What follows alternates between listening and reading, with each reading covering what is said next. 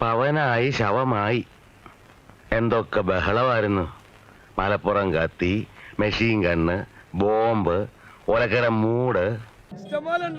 ഒരു കവറ് പടക്കം ഇവിടെ അർജന്റീന ആരാധകർ വാങ്ങിയതാണ്. ഇത് തോറ്റ സ്ഥിതിക്ക് പോർച്ചുഗലിന്റെയും സ്പെയിനിന്റെ ഒക്കെ ആരാധകർക്ക് കൊടുക്കുകയാണ്.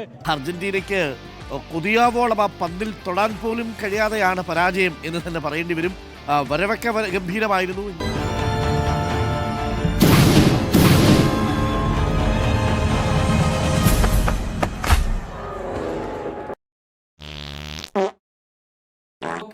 ഞാൻ ഉള്ളത് പോലെ തന്നെ പറയാം. I am happy that Argentina lost. ഏടികൾ ചില്ലറക്കാരില്ലെന്ന് ഞാൻ അന്നേ പറഞ്ഞല്ലേ. ബിസിനസ് ഇനിയും തുടരാൻ പറ്റുമെന്ന് തോന്നുന്നില്ല സാർ. ഇന്നത്തെ ആ ഒരു മാച്ചിൽ അവരുടെ പ്ലേയേഴ്സിന്റെ കുറെ സംഭവങ്ങൾ കണ്ടിട്ട് എന്താണെന്നറിയില്ല. ഇനി ഇപ്പോഴത്തെ കുറച്ചൊരു ഫീലിംഗ് ആവാം. I kind of hate them. മെസ്സിനാണ് മാറ്റി നിർത്തിയ ബാക്കിയുള്ള കുറെ പ്ലേയേഴ്സിനെ I kind of hate them. അവർ പറഞ്ഞു അർജന്റീനയ്ക്ക് നിങ്ങൾ കളിച്ചിട്ടില്ല, അതുകൊണ്ടാണ് ഇവിടെ എത്തിയത്. ഇപ്പോഴല്ലേ കിട്ടിയത്. നോക്കൌട്ടിലെങ്ങാണ് കിട്ടിയിരുന്നെങ്കിൽ മെസ്സിയും ടീമും ഒക്കെ വീട്ടിൽ പോയിരുന്നു. ഈ ഫൈനൽ കണ്ടല്ലേ. നിന്നോട് ഞാൻ ചായ ചോദിച്ചോടാ കുഞ്ഞിരാമ, കൊണ്ടുപോടാ. അവര് മറ്റേ ടീം നന്നായി കളിച്ചു, സ്പെയിൻ നന്നായി കളിച്ചു. എന്തായാലും സ്പെയിന് നന്നായി കളിച്ചു എന്നുള്ളത് അർജന്റീന ആരാധകർ സമ്മതിക്കുന്നുണ്ട്.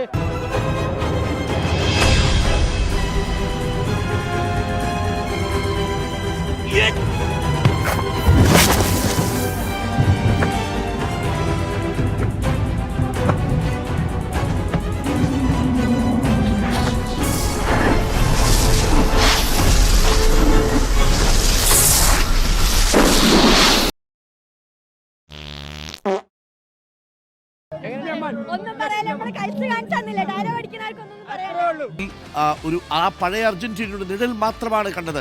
ഒന്ന് കൊതിയോടെ തൊടാൻ, ഒന്നാം ഗോൾ പോസ്റ്റിലേക്ക് സ്പെയിനിനെ ഉനൈസിനോടിനെ ഒന്ന് പരീക്ഷിക്കാൻ പോലും കഴിയാതെ സെവൻസ് ടീമേനു ബാക്കി ഫിഫന്റെ സഹായം ആൺകുട്ടികളെ കിട്ടിയപ്പോഴാ എവിടെ പോയി മെസ്സി.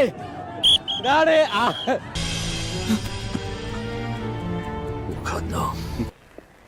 ഇതൊരു യാഥാർത്ഥ്യമാണെന്ന് എനിക്ക് വിശ്വസിക്കാനാവുന്നില്ല. അയ്യോ, യാഥാർത്ഥ്യമാണ് സാർ. പവനായി മരിച്ചു. അർജന്റീന പ്രതീക്ഷയോടെ കളിച്ചോ? സങ്കടമില്ല, അവര് നന്നായി കളിച്ചു. ഇന്നലെ ഞങ്ങൾ പൊട്ടി, സ്പെയിൻ ജയിച്ചു, കൺഗ്രാറ്റ്സ്, അടിപൊളി കളിയായിരുന്നു. പക്ഷേ ഈ ബ്രസീലിന്റെയും പോർച്ചുഗലിന്റെയും ആൾക്കാർ എന്തിനാണ് ഓരോ ഗെയിം കളിച്ചോ? ഇത് ഗെയിം അതെ, സ്പെയിൻ നല്ല കളിയാണ് വെച്ചത്. അവര് ഈ ഫൈനൽ നടന്നപ്പോ എന്തെടുക്കുമായിരുന്നു? ബ്രസീലുകാർ പോർച്ചുഗൽ എന്തെടുക്കുമായിരുന്നു? തോറ്റാലും നമ്മൾ അർജന്റീന കൂടെയാണ്. അതായത് ഈ ഓരോ കളി കഴിയുമ്പോഴും ടീം മാറുന്ന കുറെ ആൾക്കാർ ഇവിടെ ഉണ്ട്.